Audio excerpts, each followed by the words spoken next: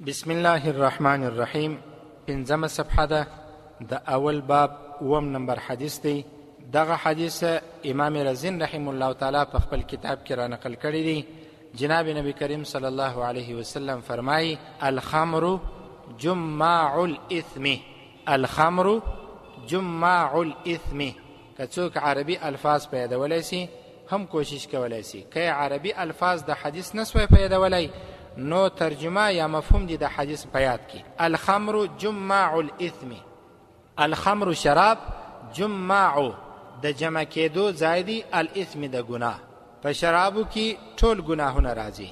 شراب د ټولو ګناهو مجموعه ده. شراب داس یو شی دی چې ټول ګناهونه پکې رالل. نو الخمر شراب، جماع مجموعه ده، الاثم د ګناهونو. د ګناه مجموعه دا شراب دی. اوس کنه یو سړی شراب وچشي، یو سړی بیا شراب یو چاته ورکوي، یو څوک یې بیا ځینې قبلوي، دغه انسان یقینا په لویه ګناه کې اخته دی. که چیرې چا شراب وچښله یا د شرابو عاجز و، دغه شراب د ام الخبائث ورته ویل کېږي. د ټولو ګناهو مور ده او د ټولو ګناهو سر شراب دی. کله چې د انسان و سر ته نشه وختله نو بیا چې خواهش په هره طریقه پوره کوي او په هر چا باندې چې پوره کوي. کله چې نشه سر ته وختله بیا چې هر څه وویله، هر چا ته چې وویله او په هر الفاظو چې هر خبره ترخلي راویستله. کله چې نشه بیا د شرابو سر ته وختله بیا نو چې هر کار کوي د ځان مجرم نه بولي. ځکه نو الخمر جماع الاثم، د ګناهونو مجموعه د شراب دی. او د شرابو لپاره یا د شرابي انسانانو لپاره جناب نبی کریم صلی الله علیه وسلم لعنت په بل حدیث کې ویلی دی. کم انسان چې شراب خرڅوي، کم انسان چې شراب تیاروي، کم انسان چې شراب ګرځوي ساقي وي، کم انسان چې شراب چیسي، پر دې ټولو انسانانو باندې لعنت دی. او کم انسان چې د شرابو کاروبار کوي، پیسې مطلق ناروا او حرامي. کم انسان چې د شرابو سره عادي او شراب چیسي، خامخا دغه نشه کوي، دغه انسان په لوی ګناه کې اخته دی. اوس به نو راسو دې ته په دا اوس زمانه کې ځینې انرژیانې چې خلک ورسره سروکار لري او ورسره روزانه مخ دي او خامخا به یو میلمه راځي دی ورته راخي، ایا دغه انرژیانې، دغه طاقتوري انرژیانې یا خپله انرژي هم طاقت دی، دغه دبلیان یا دغه مشروبات یا دغه بوتلانو کې چې څه دغه مائع شان راځي، ایا دا شراب دی او که یا؟ که چیرې زما ورونو خلاصه خبره درته کومه، که چیرې پر دبلی یا پر د پی پی سی یا پر بل څه باندې لیکلي وه چې په دې کې براه راست شراب ګډ دي. براه راست خو پوهېږي، یعنی د شرابو څاڅکي و دا ته ورلوېدلی دی. د پی پی سی، د ریډ بول، دغه ټایګر فورس یا بل څه دا څه نومونه چې اوس فیلحال م په ذهن کې یې، که چیرې په دې کې ډایرکټ مستقیما مباشرتا بې له کومه وسیلې په دې کې د شرابو د ستنې د سپم په اندازه باندې یو څاڅکی ورولېدی، دا ټوله حرامه. همداسې که په دواو کې استعمال وه، داسې په نورو مشروباتو کې استعمال سوي وه، شراب داسې استعمال سوي وه چې حقیقت و ماهیت یې نو بدل سوی، دغه شی بیا حرامیږي. په پرفیوم عطرو کې استعمال سوي وه، په عطرو کې یا په سپری کې کار سوي وه، دغسې کار سوي وه چې د شرابو ماهیت، د شرابو ذات، د شرابو حقیقت نو بدل سوی په بل شي. په هر صورت کې د دغه شي استعمال ناروا دی. او که چیرې داسې و زما ورونو الکوهل یا شراب حقیقي شراب چې قرآن او احادیثو فقهای کرامو حرام بللی وي، هغه شراب د حقیقت و د ماهیت د بدلیدلو وروسته یو شي ته ورلیدلي وه، بیا حرمت نسته. یو ډېر ساده مثال زه درته وایم. شراب په دې ګیلاس کې دي، تاسو د زما لاس وینئ په دې ګیلاس کې دي. دغه شرابو ته ما یو رقم دوا ور واچوله، د هغې دوا په خاطر باندې د شرابو حقیقت و ذات واوښتی، نشه یې ختمه سوله، تاثیر یې ختم سو. دغه ذات، دغه حقیقت چې پخوا په دغه ګیلاس کې د شرابو، اوس دغه شی، دغه حقیقت نه لري، دغه شراب دغه ذات نه لري، د دې ماهیت بدل سو. وروسته بیا د یو شي سره ګډ سوله، حرمت یې ولاړی.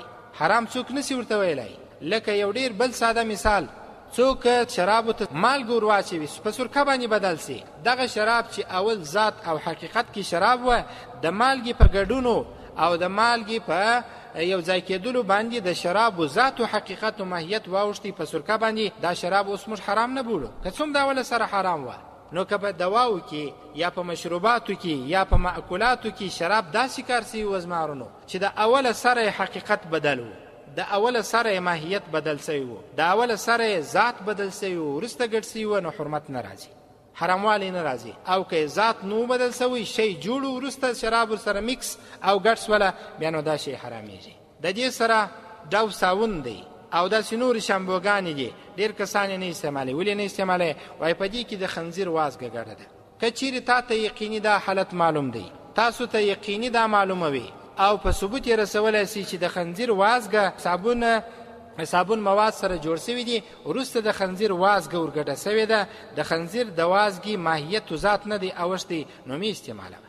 او که چیرې مازې شکوک او شبهات وي یا مازې ځینې سیاسي شیان وي، پیپسي مه څښه او دغه مرنډا مه څښه او دا کوک بوتل مه څښه، ځینې مسائل سیاسي بڼه غوره کړي، هغه جلا خبرې دي، لکه ځینې مملکتو کې چې غوره کوي. یا اوس فی الحال زموږ په وطن او مملکت کې ځینې مسائل سیاسي ګرځي، هغه جلا خبره ده. نو په دغسې حالاتو کې بیا انسان پرهیز وکړي که یقیني د خنزیر وازګه ورسره ګډه وه، ماهیت یې ذات نو بدل، نه ماهیت بدل و نه ذات بدل و، نو بیا ډو صابون یا شامپو استعمال نه کړي. او که چیرې دغه وازګې په باره کې معلومات نه و، مازې مشکوکه کیسه وه، ولاکه خودی ویل ولاکه خودی ویل، دا دوی نه خلاصېږي. داسې یو نامعلومه حواله ده، تر اوسه نه موږ کتاب پیدا کړي، نه مو صفحه پیدا کړه، نه مو جلد پیدا کړي، نه چاپخانه مو پیدا کړه.